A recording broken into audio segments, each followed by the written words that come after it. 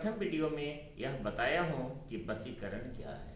अगर हम वर्तमान समाज में, वर्तमान समय में फैले हुए वशीकरण के प्रति अंधविश्वास की बात करें तो हम पाते हैं कि समाज में बहुत सारे तांत्रिक हैं, बहुत सारे हमारे अघोरी साधु भी हैं और संत भी हैं।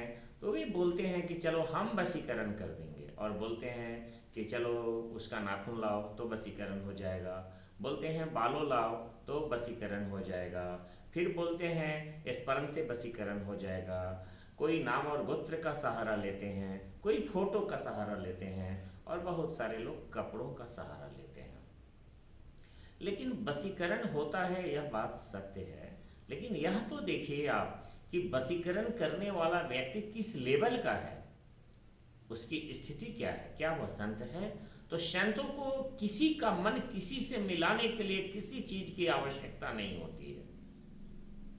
यह समाज में एक तरह से लोग जो है लोगों को ठगने के लिए, अंधविश्वास फैलाने के लिए बोलते हैं कि हमको यह चीज ला के दो, हम वशीकरण कर देते हैं। ऐसा नहीं है।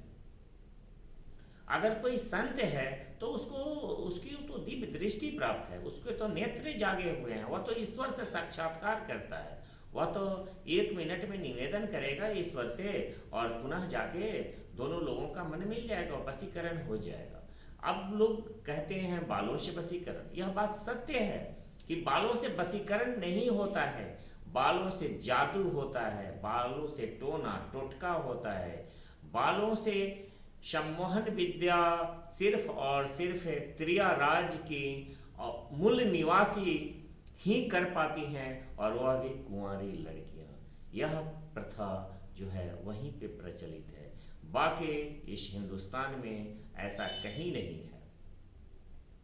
अब बात आती है कि स्पर्म से वशीकरण की, तो जी हाँ, स्पर्म से वशीकरण नहीं किया जा सकता है। स्पर्म से सिर्फ और सिर्फ बगलामुखी यंत्र का निर्माण होता है, जो काफी पावरफुल होता है और जो किसी भी तरह के वशीकरण का काट है, जो कोई संत जल्दी नहीं बनाता है।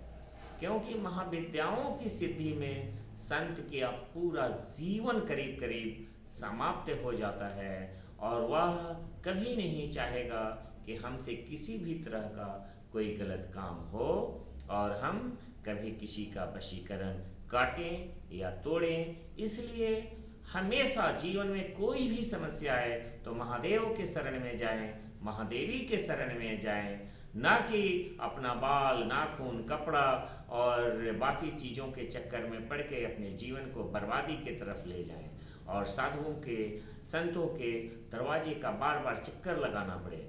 इन सब चीज़ों में ना पड़ के सिर्फ और सिर्फ ईश्वर के शरण में जाएं। जो करेंगे ईश्वर करेंगे, और ईश्वर सत्य हैं। तो इसलिए अगर आपका काम सत्य है और आप सच्चे हैं तो ईश्वर आपको विजय देंगे।